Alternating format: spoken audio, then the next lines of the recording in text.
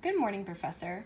So the focus and purpose of this assignment was to learn all of the qualities that Excel offers and then utilize them into one spreadsheet in one assignment. And I thought this was a very clever way of doing that. A tip sheet, I do this every day at work, by hand, so this would be very helpful to have this just at work to do.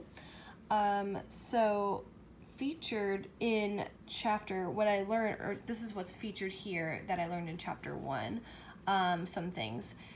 First of all, the obvious, what you notice here, all the color here, the orange, and what I did was they have basically you can do an 80% fill, 60% fill, depending on how solid you want the color. You can also change these tabs down here, which I thought was super cool, the different colors. This one's a little bit darker, as was required in the assignment. A big thing I learned while working on this assignment was that I could use the functions like sum, but I could also write out the functions by hand like this. So this was easier for this one since these were a bit of a larger equation. I had to take two percentages of two different items and then add them together to get the assistance tip out. And so I just found to be easier, and you can do that as well. Excel offers you that, and it understands when you are pasting this formula all the way down, it applies the same formula to everything rather than you having to painstakingly apply or type each one in, which I did not know that before reading the chapter and doing the exercises, that you could just paste down a column. So yeah, that would be included in something I've learned that I did not know before.